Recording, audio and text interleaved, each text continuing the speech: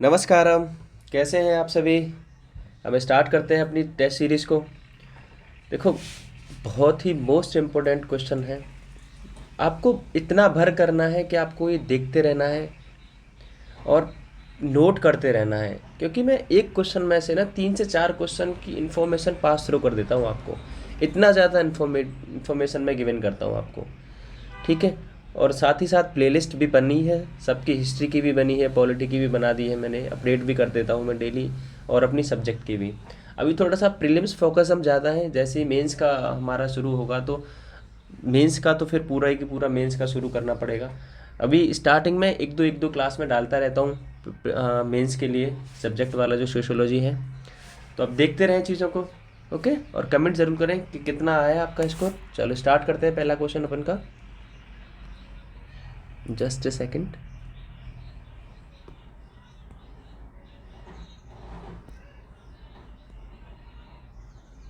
एक सेकेंड, ज़्यादा बड़ा हो गया। ठीक है। तो उमियम झील मैच करना है। उमियम झील कहाँ है, मैन मैचू झील कहाँ है, वड़खल झील कहाँ है, गोविंद सागर झील कहाँ है। बताओ, गोविंद सागर झील कहाँ है। तो ये कहाँ है अपन, हिमाचल प्रदेश में, ठीक है। उमियम झील कहाँ है, मेघालय में, ठीक है। वड़खल झील कहाँ है, हरियाणा में। और मैन मैचो झील कहाँ है। ये सारी की सारी जो झील है ना, किसी न किसी एग्जाम में, किसी न किसी ऑप्शन में आई हुई है, तब जाके क्वेश्चन बना दिया है, ओके। तो गोविंद सागर झील देखो, ये क्या है, ये डैम है हिमाचल में, भाखड़ा, भाखड़ा, भाखड़ा नागल डैम। सतलुज पे जो है, सतलुज नदी पे जो बना है भाखड़ा नागल डैम, वहाँ डैम के पास में ये एक आर्टिफिशियल मैन मेड एक लेक बनाई गई, जिसका नाम क्या है, गोविंद सागर झील, ओके। उसके बाद में मैन मैचो याद रखनी है, सिक्किम में है। उमियम झील याद रखनी है, मेघालय में है। और बड़कल झील याद रखनी है आपकी हिमाचल में। हिमाचल में एक दो और फेमस लेक है। एक है आपकी रेणुका, रेणुका, ठीक है। रेणुका लेक को भी आप याद रखेंगे। उसके बाद एक चंद्रताल, एक है चंद्रताल। अब दो झीलों को इसके साथ में और याद रखेंगे, ये भी इंपॉर्टेंट है, रेणुका और चंद्रताल, ठीक है। तो इसके साथ में 3 पॉइंट आपको याद रखने हैं, पहला क्वेश्चन। अब आता है अपन का सेकंड क्वेश्चन। भाई, जब मैंने आपका लेक्चर लिया था हिस्ट्री का, जब मैंने बताया था कि ब्रिटिशर्स एजुकेशन पॉलिसी, अंग्रेजों की जो शिक्षा नीतियाँ हैं, उसमें मैंने सब बताया था आपको, तो ये क्वेश्चन वहीं से है, ठीक है। तो बताओ आप, रैली कमीशन को क्या बोलते हैं। मैंने बताया था विश्वविद्यालय आयोग भी बोलते हैं रैली कमीशन को कब आया था, 1902 में, ठीक है, ओके। सैडलर आयोग कब आया है बताओ, 1929 में है, 17 में, 82 में कब आया है सैडलर आयोग, कब आया, 1917 में, ठीक है, ओके। और हंटर आयोग कब आया है, हंटर आयोग आया है आपका 1882 में। और हार्टोग कमेटी कब आई है आपकी, 1929 में। और मैंने बताया था आपको वुड डिस्पैच कब आया था, रिवीजन करवा दूँ, वुड डिस्पैच आया था 1854 में। और वुड डिस्पैच जब आया था तो इसने क्या रिकमेंडेशन दी थी कि भाई विश्वविद्यालय की स्थापना करो। दिल्ली, बॉम्बे और मद्रास में 3 विश्वविद्यालयों की स्थापना हुई थी, नहीं हुई थी, सॉरी कलकत्ता में। और मैकाले मिनट कब आया था, 1835 में। याद आ रहा है कुछ। थर्ड क्वेश्चन, थोड़ा आज थोड़ा सा देखो, सारे के सारे मूल अधिकार आपके रिवीजन भी हो जाएंगे। तीसरा क्वेश्चन है, अब क्या पूछ रहा है, कौन सा सुमेलित नहीं है। सबसे पहले ये पढ़ लिया करो क्वेश्चन की लाइन, कि नहीं है कह रहा है या फिर हाँ कह रहा है, ओके। तो समानता का अधिकार, शोषण का अधिकार, धार्मिक स्वतंत्रता का अधिकार है, संस्कृति का अधिकार। थोड़ा सा मैं ट्रिक बता देता हूँ, देखो एक शब्द याद रखना, E F E R C E C R, इसको क्या बोलते हैं, affair. E F E R से क्या बन गया, affair. C E C R से क्या बन गया, सेसर, एफ फेयर सेसर, ओके। तो अब ये क्या है, ई का मतलब क्या है, इक्वेलिटी, मतलब समानता, समानता।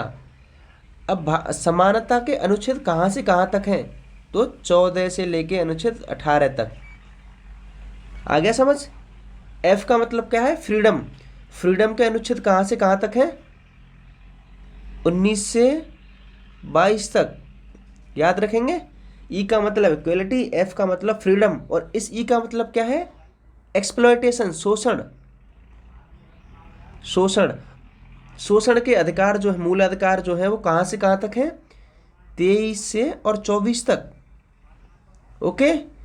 आर का मतलब क्या है यहाँ, धार्मिक स्वतंत्रता, रिलीजन, तो ये कहाँ से कहाँ तक है, 25 से 28 तक, ठीक है। उसके बाद में सीई मतलब कल्चरल एजुकेशन, कल्चरल एजुकेशन ये कहाँ से कहाँ तक है आपका, 29 से 30 तक, क्योंकि 31 तो डिलीट कर दिया था ना, संपत्ति का अधिकार जो था 31 एफ। और सीआर का मतलब क्या है, कल कॉन्स्टिट्यूशनल रेमेडीज, संवैधानिक उपचार, ये कहाँ से कहाँ तक है आपका, 32, जिसमें कितने प्रकार की रिट बताई मैंने, 5 प्रकार की रिट बताई हैं। इन रिटों के माध्यम से सुप्रीम कोर्ट क्या करता है और हाई कोर्ट क्या करता है, आपके मूल अधिकारों का संरक्षण करता है। ये मैंने सारी की सारी चीज़ें आपको मूल अधिकारों वाले क्लासेस में सारे अच्छे से बता दी थी, ठीक है।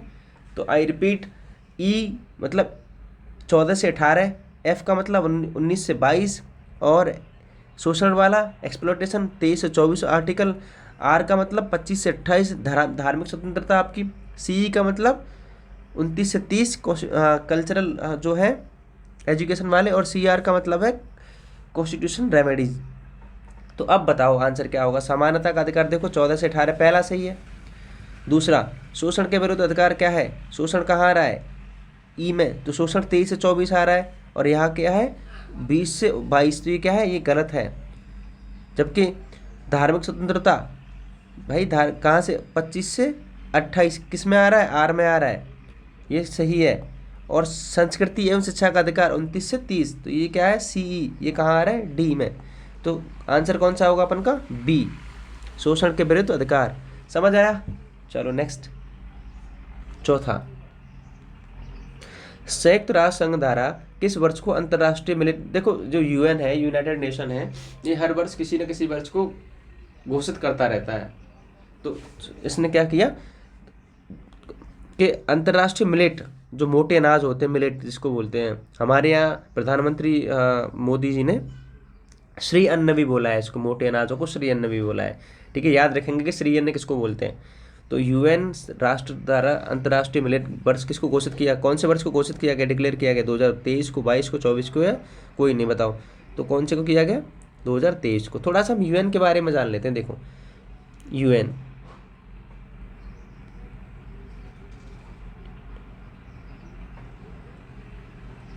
यूनाइटेड नेशन, संयुक्त राष्ट्र संघ, स्थापना कब हुई इसकी, 1945 को, सेकंड वर्ल्ड वॉर के बाद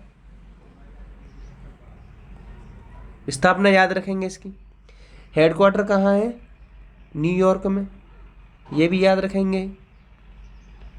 यूनाइटेड नेशन के कुछ ऑर्गन्स हैं, कुछ इसके जो बॉडीज़ हैं 4 से 5 इम्पोर्टेंट जो साथ में मिलकर इसके काम करती है, और उनका अलग अलग एप्लीकेशन होता है, हर बॉडी का अलग अलग काम होता है। जैसे इसकी पहली बॉडी क्या है, UNGA, हिंदी में संयुक्त राष्ट्र जनरल असेंबली, ठीक है, महासभा बोलते हैं इसको, जनरल असेंबली को। तो यूनाइटेड नेशन जनरल असेंबली, पहला अंग क्या है इसका, ये है। दूसरा क्या है, UNSC, अरे UN तो आगे लग गया ना, उसके पीछे जो बॉडी है तो बॉडी का नाम लिखा जाएगा। तो संयुक्त राष्ट्र सुरक्षा परिषद, सुरक्षा परिषद, ठीक है, यूनाइटेड नेशन सिक्योरिटी काउंसिल। उसके बाद में क्या है, यूएन। तीसरी बॉडी क्या है, इंटरनेशनल कोर्ट, इंटर कोर्ट, अंतर्राष्ट्रीय न्यायालय यूएन का। और चौथा क्या है, चौथी बॉडी क्या है, इकोनॉमिक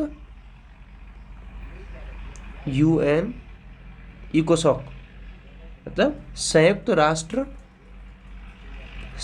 राष्ट्र आर्थिक एवं सामाजिक परिषद।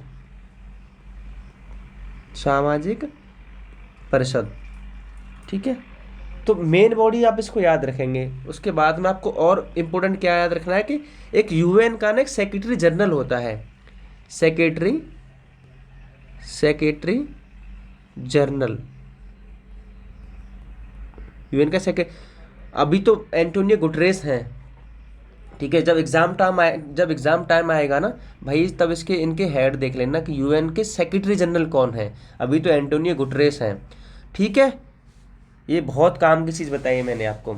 अच्छा, यूएन के जो इसके 5 परमानेंट सदस्य हैं, किसके, यूएनएससी के, जिनके पास वीटो पावर रहती है।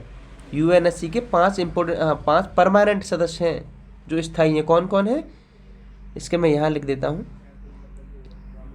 कौन है, यूएसए है, चाइना है, रशिया है, उसके बाद फ्रांस है, ठीक है, और जस्ट ए सेकंड, उसके बाद यूके है। तो 5 परमानेंट मेंबर है यूएनएससी के।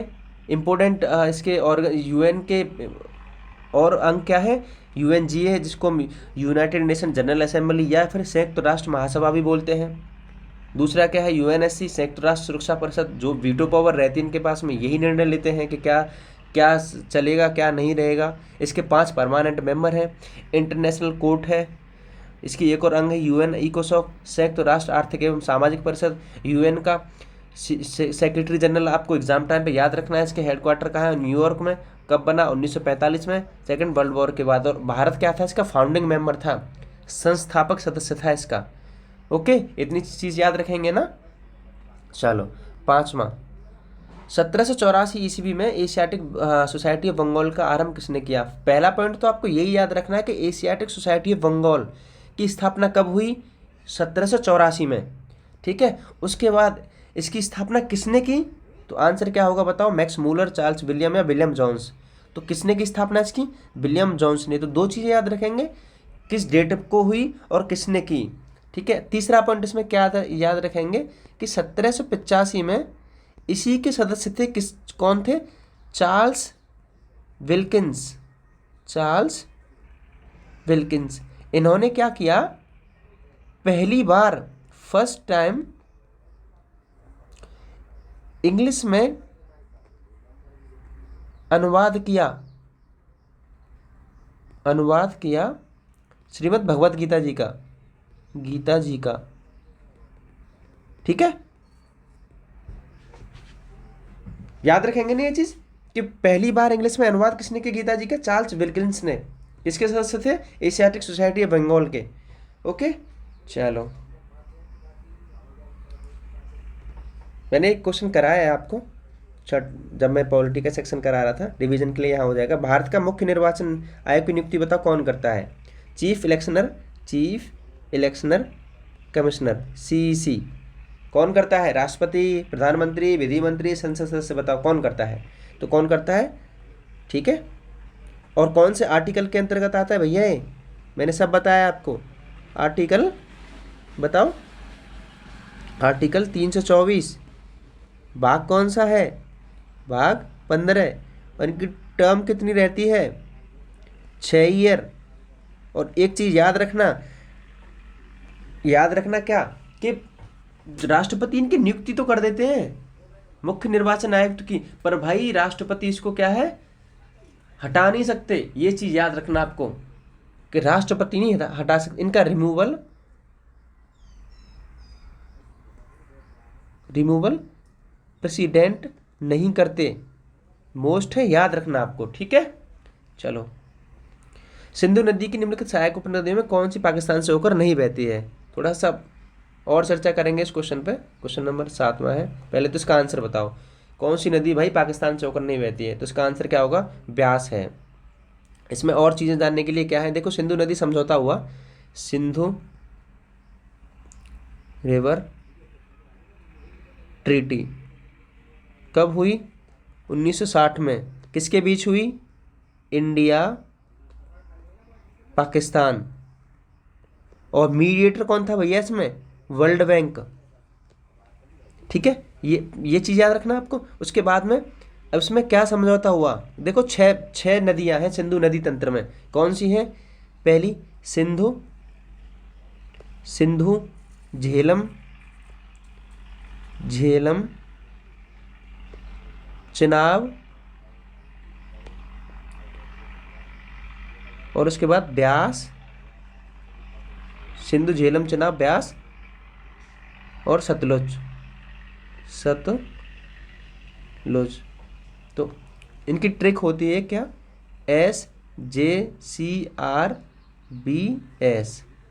तो सिंधु आ गई, झेलम आ गई, चिनाब आ गया, और रावी, एक सेकंड, रावी, ठीक है। तो 6 नदियां हैं सिंधु नदी तंत्र में। कौन सी हैं, सिंधु झेलम चिनाब रावी ब्यास सतलुज। तो ट्रिक क्या है, SJCRBS। अब देखो इसमें समझौता क्या हुआ कि 3 नदी जो पश्चिम की है, कौन कौन सी, सिंधु झेलम और चिनाब। कौन कौन सी, सिंधु झेलम और चिनाब। ये नदियां तो किसकी होंगी, ये पाकिस्तान की होंगी, पाकिस्तान के हिस्से में गई। और रावी ब्यास सतलुज क्या है, ये हिस्सा किसके किसके हिस्से में गया, ये इंडिया के हिस्से में गया। ओके, अब समझ आया। सिंधु नदी जो समझौता हुआ 1960 में किसने किया, वर्ल्ड बैंक ने करवाया। और 3 नदियां सिंधु झेलम चिनाब पाकिस्तान के हिस्से में गई, और रावी ब्यास सतलुज किसके हिस्से में गई, इंडिया के हिस्से में। अच्छा ठीक है। उसके बाद एक पॉइंट आपको क्या याद रखना है, चौथा पॉइंट आपको याद रखना पड़ेगा, सिंधु जो सिंधु नदी तंत्र है उसकी सबसे बड़ी सहायक नदी कौन है, सबसे बड़ी 6 नदियों में। तो कौन है, चिनाब, चिनाब सिंधु की, सिंधु तंत्र की सबसे बड़ी नदी है, सबसे बड़ी सहायक नदी है। ओके, तो ये काफ़ी जो इन्फॉर्मेशन है वो काफ़ी काम की है आपकी। चलो नेक्स्ट क्वेश्चन पे चलते हैं। 8वां क्वेश्चन। लग रहा है ना आपको कि ये बहुत ही ज़्यादा इन्फॉर्मेटिव है आपके लिए। Just a second. अब बात करते हैं इन्वायरमेंट के जो अधिनियम बने हैं। बताओ, जल प्रदूषण कब आया, वायु प्रदूषण कब आया, पर्यावरण संरक्षण कब आया, और कारखाना अधिनियम कब आया। आते रहते हैं भाई, ये फर्स्ट पेपर उठा लो या सेकंड पेपर उठा लो, क्योंकि इशू ही ऐसा है, हमेशा रहेगा ये। जब तक पृथ्वी जिंदा है, जब तक पर्यावरण का मुद्दा भी जिंदा रहेगा। तो जल प्रदूषण कब आया भाई बताओ, वायु प्रदूषण कब आया। तो कारखाना अधिनियम सबसे पहले कब आया, 1948 में। पर्यावरण संरक्षण कब आया, 1986 में, ठीक है। जल प्रदूषण कब आया आपका, 1974 में। और वायु प्रदूषण कब आया आपका, 1981 में। याद रखेंगे। उसके बाद में इसके अलावा एक दो पॉइंट और है, मैं यहाँ करा देता हूँ। जैव विविधता अधिनियम, बायोडायवर्सिटी एक्ट कब आया, 2002 में। कंफ्यूज मत कर लेना, पर्यावरण संरक्षण आया है 1986 में, और जैव विविधता अधिनियम आया 2002 में। उसके बाद वाइल्ड लाइफ एक्ट, वन्य जीव अभ्यारण्य अधिनियम कब आया था, 1972 में, 1972 में, ठीक है। इसके अलावा NGT की स्थापना, राष्ट्रीय हरित प्राधिकरण की स्थापना कब हुई, 2010 में हुई। इंग्लिश में बोलेंगे नेशनल ग्रीन ट्रिब्यूनल, ठीक है, ये पॉइंट है भैया, आपको याद रखने हैं, और ये सारे के सारे एक्ट हैं वो भी याद रखने पड़ेंगे। 4 तो आपके ये हैं, और 5वां, 6वां, 7वां, ठीक है, ये भी आपके बहुत सारे काम किए हैं। उसके बाद में चलो नेक्स्ट क्वेश्चन नंबर कौन सा है? 9वां। बताओ, विश्व एड्स दिवस, विश्व ओजोन दिवस, विश्व जनसंख्या दिवस, या विश्व स्वास्थ्य दिवस? बताओ बताओ। तो विश्व एड्स दिवस कब आया? 1 दिसंबर को। विश्व ओजोन दिवस कब आया? सी का 16 सितंबर को। तो डी का पहला, और सी का, सॉरी, डी का सेकंड और सी का पहला। तो विश्व स्वास्थ्य दिवस कब आएगा? 7 अप्रैल को। और विश्व जनसंख्या दिवस कब आएगा आपका? 11 जुलाई को। ठीक है, याद रखेंगे इन डे को भी। उसके बाद मैंने आपको विज्ञान दिवस बताया था, 28 फरवरी को आता है। महिला, अंतर्राष्ट्रीय महिला दिवस कब आता है? 8 मार्च को आता है। विश्व योग दिवस कब आता है? 21 जून को आता है। गुलाबी क्रांति, बहुत अच्छा क्वेश्चन है। पिंक जो रेवोल्यूशन है, पिंक रेवोल्यूशन किससे संबंधित है? बताओ। देखो 3 चीजों से संबंधित है भाई ये। और एक क्वेश्चन में क्या कह रहा है? किससे देखो क्वेश्चन की भाषा ही, क्वेश्चन भी खुद कह रहा है कि किससे संबंधित नहीं है। इसका मतलब 3 चीजों से संबंधित है, एक चीज से संबंधित नहीं है। तो झींगा मछली, प्याज, मांस, अंडा किससे संबंधित नहीं है? तो भैया पिंक जो रेवोल्यूशन है वो झींगा मछली भी आता है, प्याज से भी संबंधित है, और आपका मांस मीट से भी संबंधित है। लेकिन संबंधित किससे नहीं है? अंडा से संबंधित नहीं है भाई। आंसर क्या होगा इसका? डी, अंडा। उसके बाद 10वां क्वेश्चन, नाथुला दर्रा कहाँ है? भारत के किस राज्य में है? बताओ। असम में है, सिक्किम में है, उत्तराखंड में है, जम्मू कश्मीर में है। तो नाथुला दर्रा कहाँ है आपका? सिक्किम में। कहाँ है? सिक्किम में। उत्तराखंड के दर्रे के थोड़ा सा बात कर लेते हैं। उत्तराखंड के में दर्रा क्या है? नीति दर्रा है, और क्या है दूसरा? माना दर्रा है। नीति दर्रा है, और क्या है? माना दर्रा है। जम्मू कश्मीर में दर्रे की बात कर लेते हैं थोड़ा। जम्मू कश्मीर में क्या है? जोजिला, बुर्जिला, और उसके बाद में आपका बनिहाल। ठीक है, जम्मू कश्मीर में जोजिला, सिक्किम में नाथुला, और सिक्किम में एक और क्या है? जेलेपला। या कंफ्यूज मत कर लेना जोजिला से और जेलेपला से। ठीक है भैया, ओके। चलो ये दर्रे याद रखने हैं आपको। उसके बाद में क्लोरोफ्लोरो CFC 11वां क्वेश्चन है। CFC का स्रोत कौन सा है?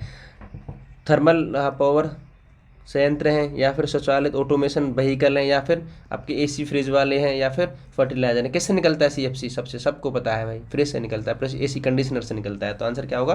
प्रशीतक होगा। ठीक है, 12वां क्वेश्चन, वह कौन सा प्रथम मुगल बादशाह था जो अंग्रेजों का पेंशन भोगी बना? मोस्ट इंपोर्टेंट क्वेश्चन है, बताओ कौन सा है? अकबर द्वितीय है, अहमद शाह है, या शाह आलम द्वितीय है, फिर आलमगीर द्वितीय है? बताओ कौन सा है? आंसर कौन सा होगा इसका? शाह आलम द्वितीय। देखो आज बैटल के बारे में जान लेते हैं। एक बैटल हुआ आपका बक्सर वॉर हुई। कब हुई? 1764 में हुई। किन के बीच हुई? शाह आलम द्वितीय प्लस शुजा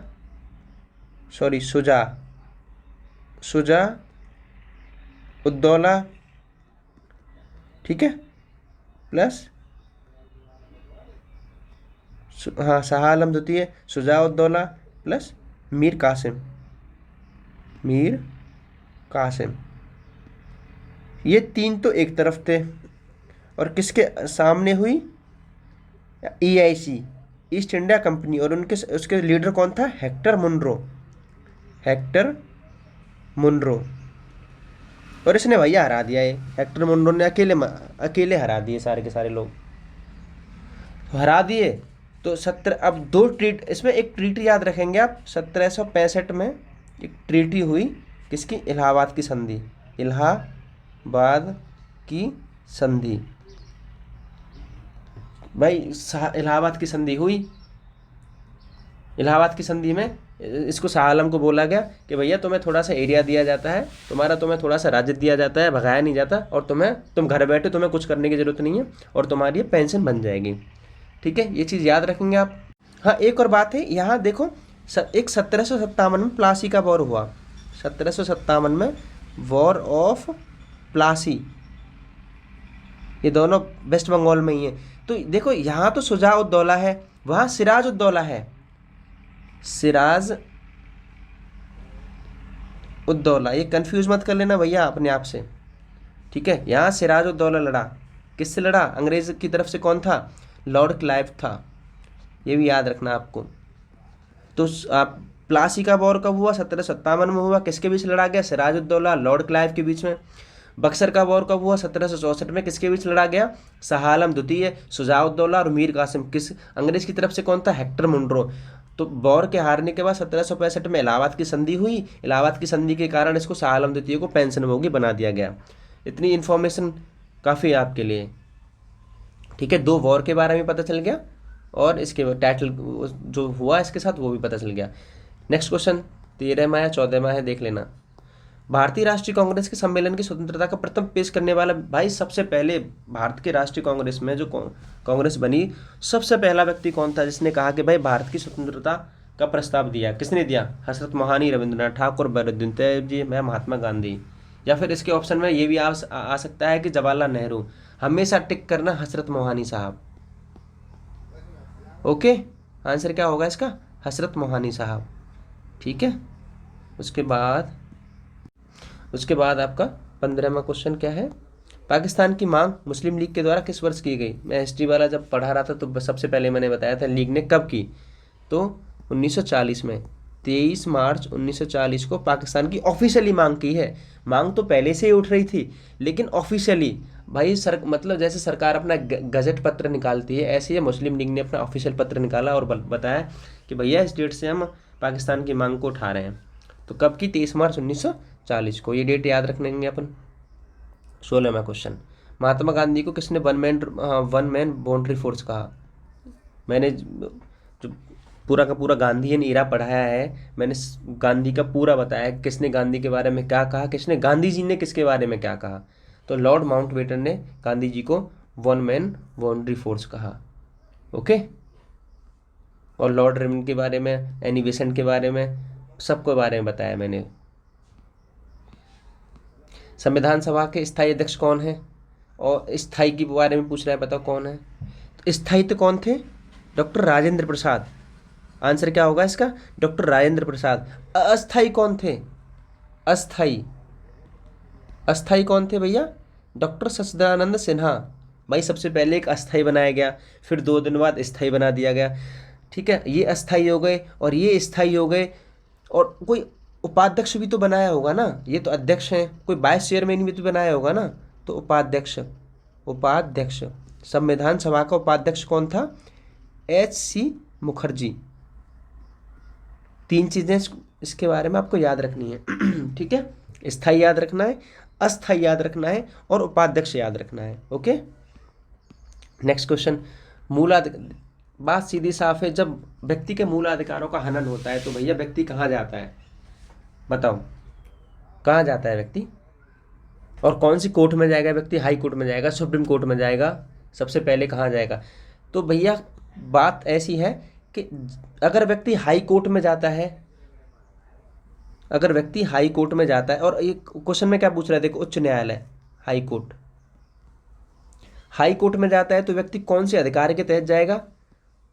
अनुच्छेद 226 के तहत। मैं मूलाधिकार जब पढ़ा रहा था तो मैंने ये चीज़ें आपको बताई थी स्पेशली मेंशन करके। तो हाई कोर्ट में जाएगा 226 के तहत। सुप्रीम कोर्ट में किसके तहत जाएगा? किसके तहत जाएगा? आर्टिकल 32 के तहत, जिसमें 5 प्रकार की रिट हैं। ओके, आर्टिकल 124 क्या है कि आर्टिकल 124 क्या है कि भारत में एक सुप्रीम कोर्ट होगा, यानी सुप्रीम कोर्ट की स्थापना कौन से आर्टिकल में दी गई है? आर्टिकल 124 में। भैया 3 आर्टिकल के बारे में आपको माथे पर रट लेना है, तभी वो गले के नीचे उतरेंगे तीनों आर्टिकल। ठीक है, ओके, नेक्स्ट क्वेश्चन क्या है? चलो यहीं तक थे। देखो 10 से 17 से 16-17 क्वेश्चन कराए हैं, इसमें से कम मैंने 20 से 25 क्वेश्चन की इन्फॉर्मेशन आपको एक्स्ट्रा दी है। यकीन मानो बहुत काम की है। इतना भर करना है आपको कि भाई ये 2 से 3 बार आपको क्लास देख लेनी है अगर नोट्स नहीं बनाते हैं तो। ठीक है, और प्लेलिस्ट में आप सारी की सारी वीडियोस मेंशन है। शाम को मैं एक अपनी सब्जेक्ट की वीडियो अपलोड करता हूँ, या तो थिंकर पढ़ाऊँगा या फिर उसकी टेस्ट सीरीज क्वेश्चंस PYQ और MCQ कराऊँगा। छोटी सी वीडियो थी, बनी रहिए। हैव अ गुड डे, जय हिंद।